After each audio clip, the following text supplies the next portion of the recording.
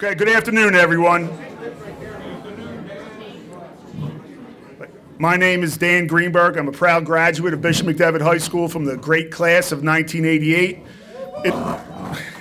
It is my pleasure to welcome all of you to the 2025 Bishop McDevitt Hall of Fame induction ceremony. In 1994, Bishop McDevitt High School initiated an Alumni Hall of Fame to honor graduates for giving life to our mission, vision, and values during and in the years following their graduation from McDevitt. Legends of McDevitt. In 2015, Bishop McDevitt opened a second wing of the School Hall of Fame to honor both alumni and non-alumni, such as teachers, administrators, coaches, and benefactors who have been so influential in their commitment to our school.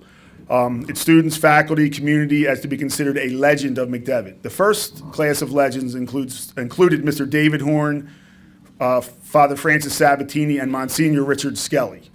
Obviously, thank you for being here today, Father.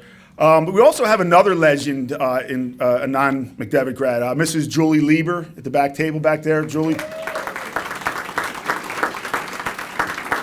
worked in development and had several kids that graduated from Bishop McDevitt. She's always a smiling face at all of our events. So this afternoon, we will thank and honor another influential member from the McDevitt community, Sister Mary Boyer, for her decades of teaching at Bishop McDevitt. Introducing Sister Mary is my daughter, Danielle Greenberg, class of 2018. For approximately 3 decades, Sister Mary Boyer served as the ever so important heart of Bishop McDevitt High School because, as she often reminded us, you can't have heart without art. In 1991, Sister joined the faculty of McDevitt. Shortly afterwards, she became the chair of the art department and held that position for the rest of her time on Royal Ave.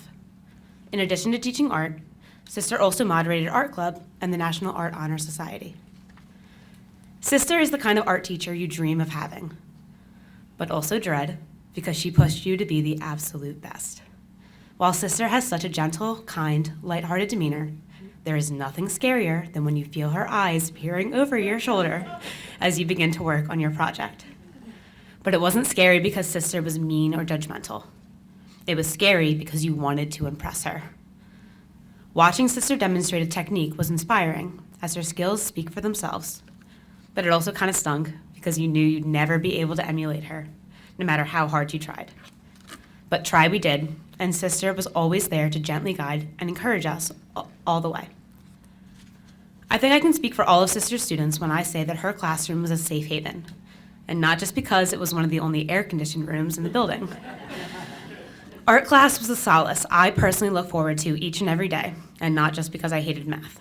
Yes, I loved art class, but more than that, I loved art class with Sister Mary Boyer. Each year, regardless of level, the first class started the same way. Mirrors were propped up on each desk, and every student was given paper and pencil. It was time for self-portraits. A daunting task, regardless if you were Rembrandt or if this was the first art class you had ever taken. While we sketched away, Sister walked about the room to assist where needed. During this lesson, Sister touts for the first time one of her famous lines. "I can't teach you how to draw, but I can teach you how to see." She really wanted us to study our faces, to pick up on the intricacies that, without careful attention, would be overlooked, because those very nuances made our portraits look like us.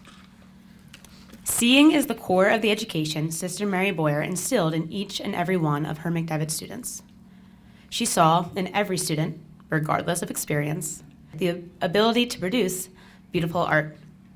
Sister encouraged us to pause and truly see the beauty of God's world around us. And that started with seeing the beauty in our own self-portraits. This is just one of the countless invaluable lessons McDevitt students received from Sister. And trust me, I mean countless. Sister had an arsenal full of witty bits of wisdom that never failed to inspire or make you chuckle. One of my personal favorites has to be her take on creation. Sister would tell us, God created man, thought, I could do better, and then created woman. With that, it is my distinct pleasure to introduce to you the wonderful woman and legend herself, Sister Mary Boyer.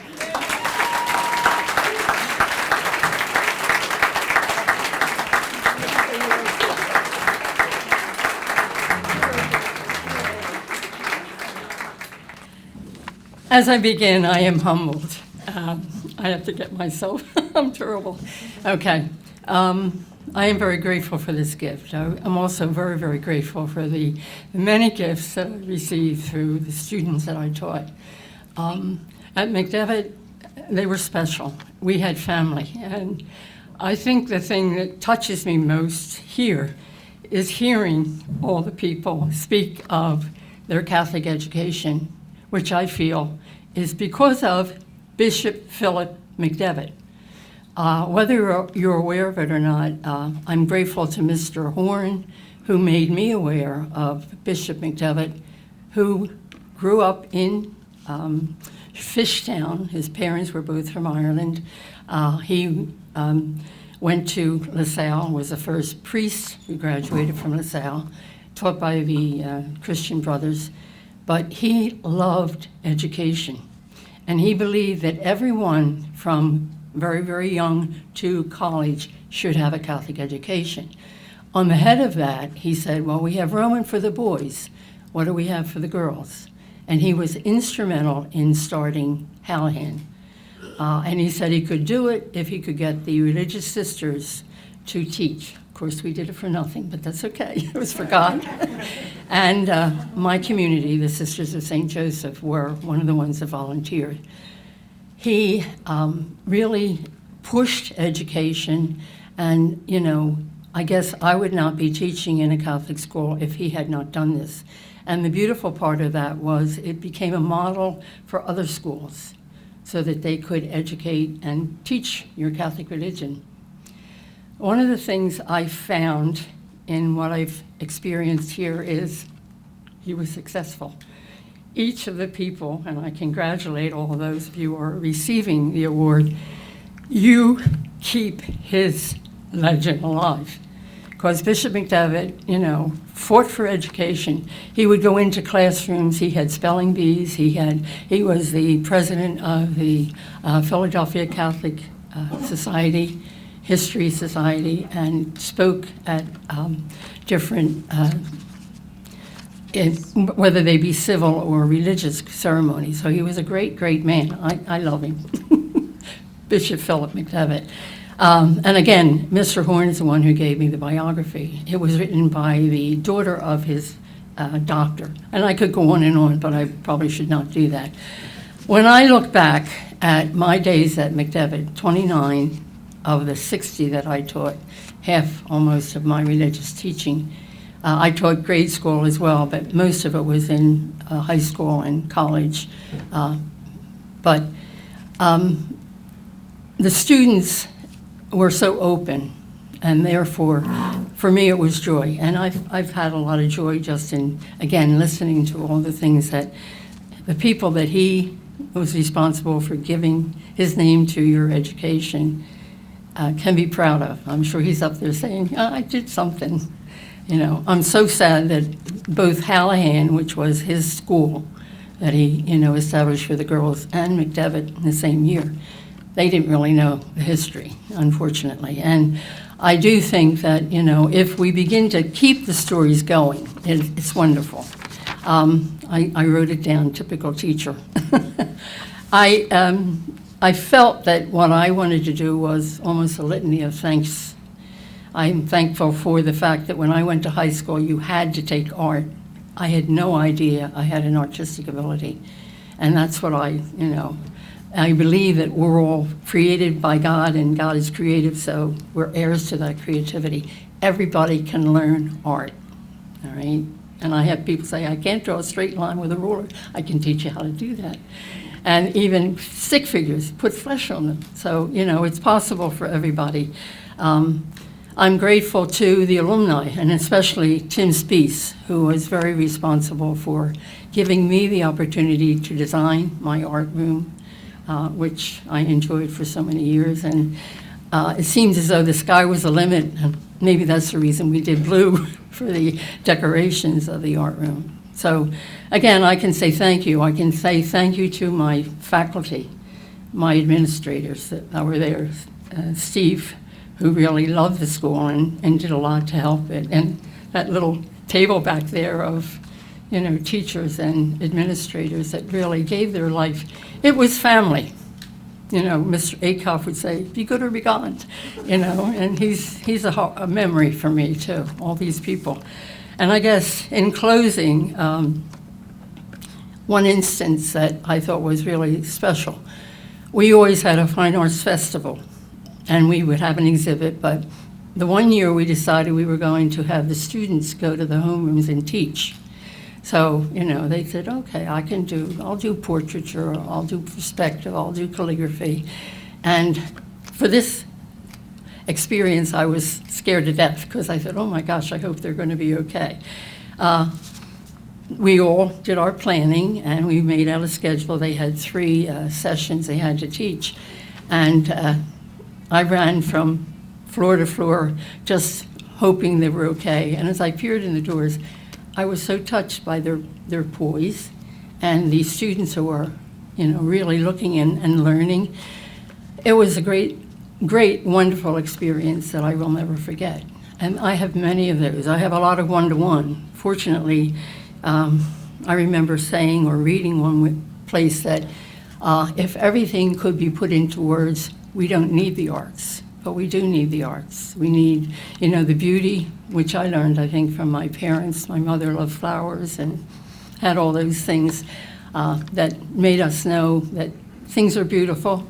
But you also have the whole idea of how can I, share that with other people? And that's, and some of you, alluded to that same thing. We get it from our family. We get it from our Catholic education. We used to say Hail Mary every time we heard the fire engine, same thing. But I think if we can just be aware of that, that our Catholic faith is something we should value very much. Every morning when I go into chapel for prayer and for our Eucharist is Thanksgiving, so that's my time. And I love to bring everybody that is part of my sharing of life and love to Eucharist. And therefore, I begin with my litany, and I mention always my McDevitt family as, being very much a part of that. I also think, are there some people that maybe I didn't give them as much as I could have, and I hope I'm sorry for that, Lord. But you are, as McDevitt family, part of that prayer every day. And I am grateful for that. I'm grateful also for Mr. Greenman, of course, his daughter, for all the work he puts in to keep the Lancer spirit alive, and I hope that, it continues. I have a McDevitt jacket, which I wear, and every time I wear it, I bump into a graduate. I was at the flower show, and I met 3 women who went on and on and on about their wonderful experience at McDevitt. I go to Mass at St. Jen's when we don't have Mass at the college, or the mother house where I live. And I met Kevin Potter, who is now he's another McDevitt grad. And we shook hands, and Bill Bender or Bob Bender, I meet them all over, so I wear the jacket a lot. Yeah, but I guess finally, I just would like to say thank you, and keep McDevitt alive, and especially, through all you're doing. So God bless you.